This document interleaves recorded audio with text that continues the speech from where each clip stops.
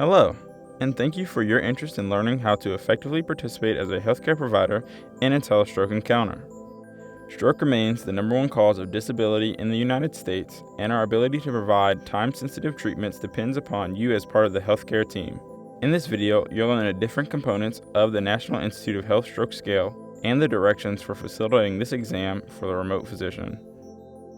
The purpose of this component is to assess consciousness either by video or by the bedside. Patients who are fully awake and alert and can cooperate with the exam will be scored a 0. A 1 is scored for patients who are drowsy but can be easily aroused. A 2 is scored for stuporous patients who require vigorous stimulation to be aroused. Comatose patients who do not respond to any form of stimuli will be scored a 3 in this category. Good morning. My name is Dr. Bertho. I'm one of the stroke attendings here at UVA. What's your name, ma'am? Janie Smith. Good morning, nurse. What's your name? Hey, I'm Aaron. Hey, Aaron. Thanks for joining us here today.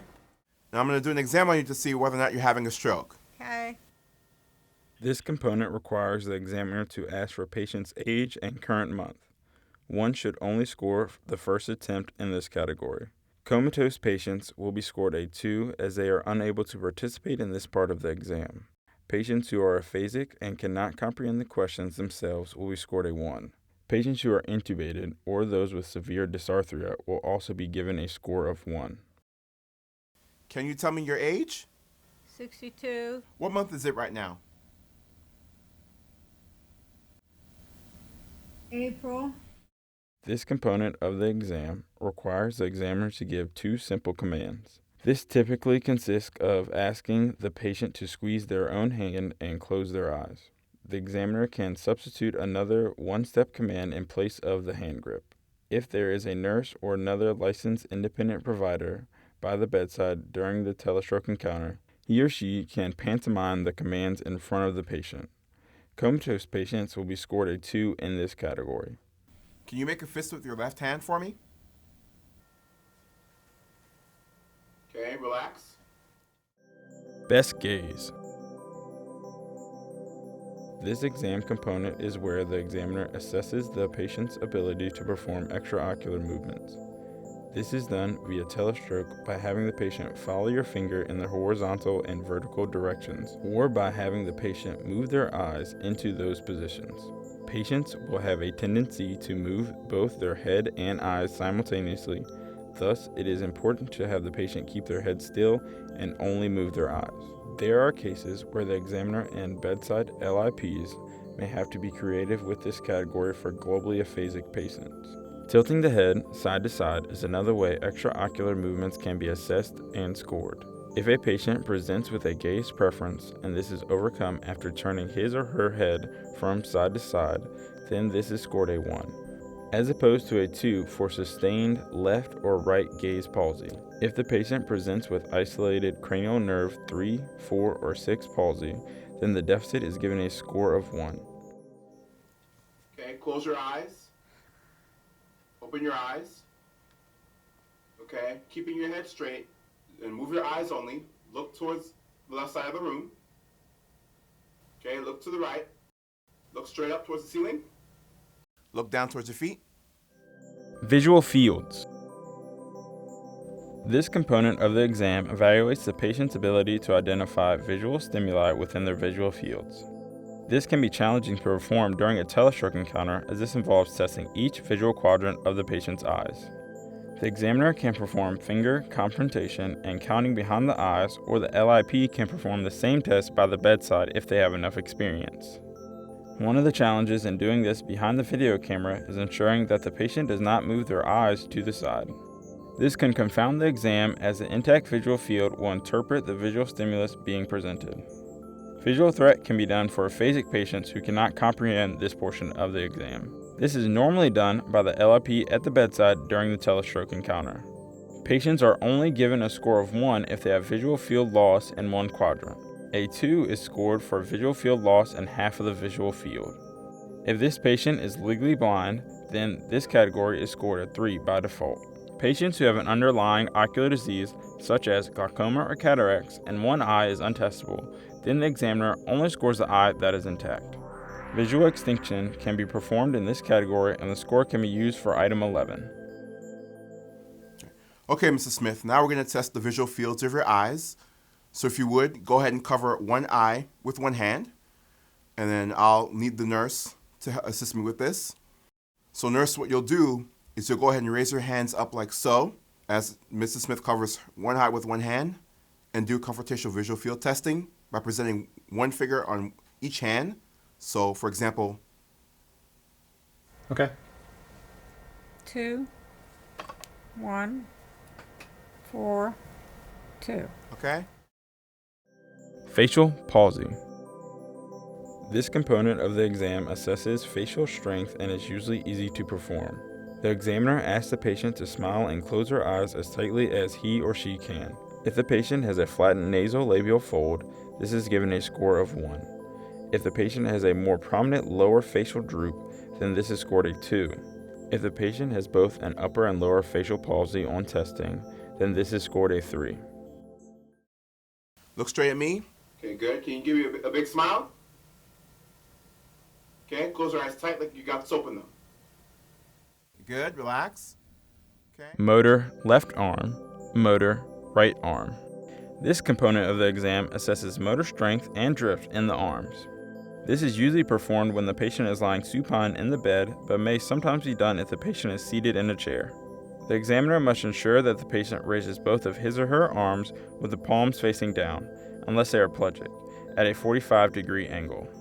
The examiner then counts for 10 seconds to determine if a pronator drift is present.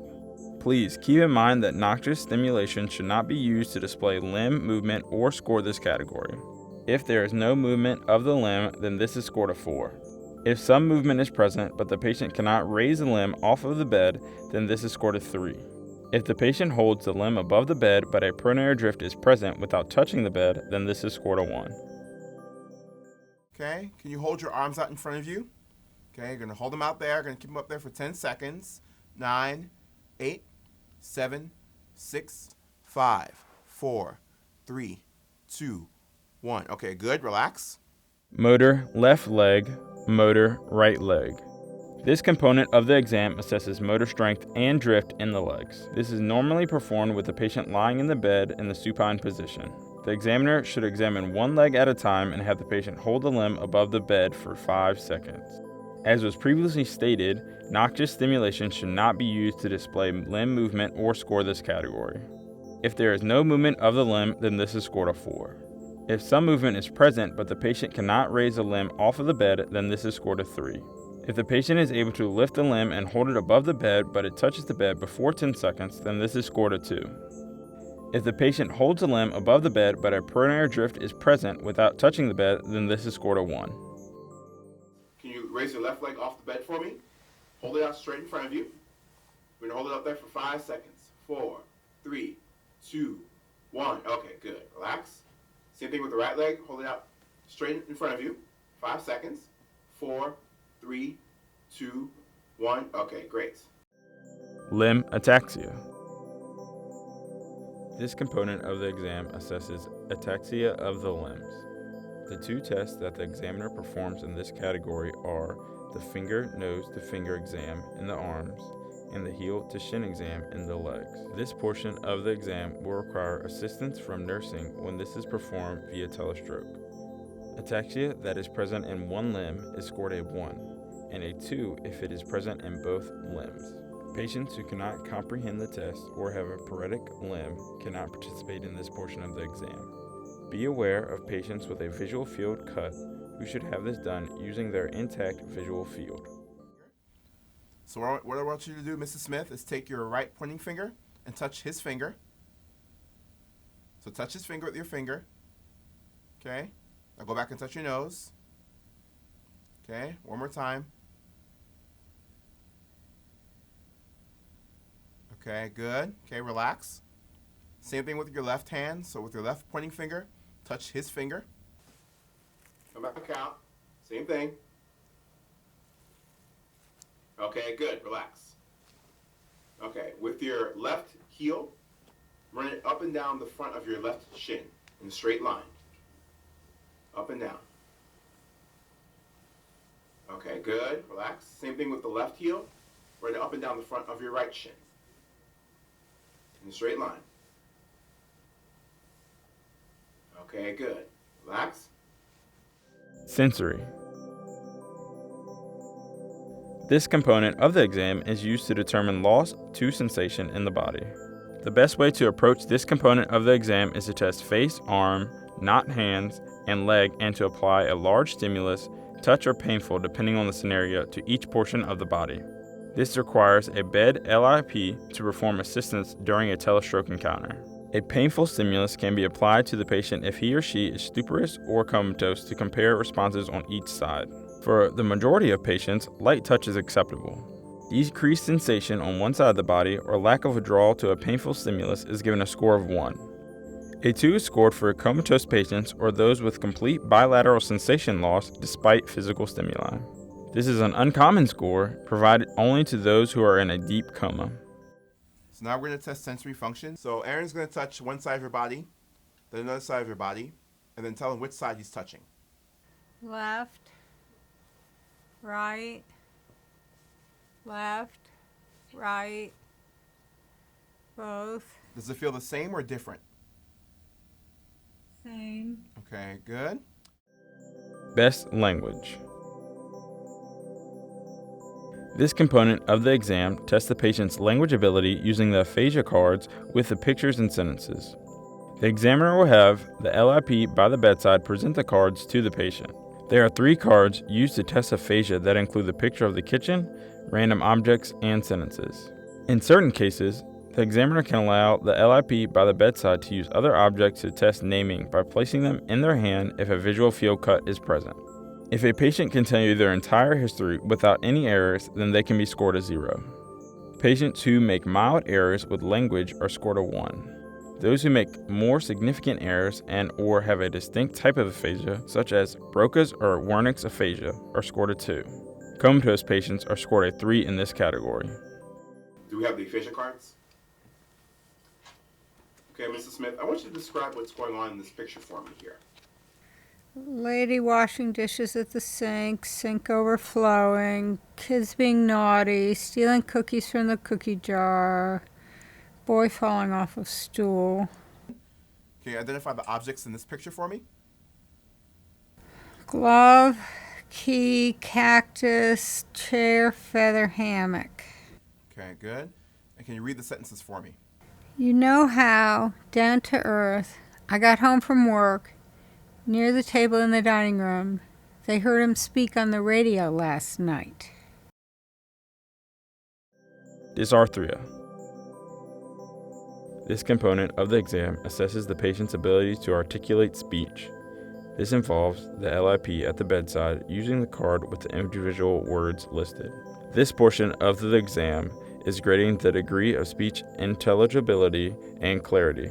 This cannot be assessed if there is a physical barrier to speech, intubated patient, in which case a score of X is given. Aaron's going to read off a list of words to you. After he says each word, I want you to repeat after him. Mama, Mama, tip top, tip top, 50-50, 50-50, thanks, thanks, Huckleberry, huckleberry, baseball player. baseball player. Extinction, neglect, and inattention.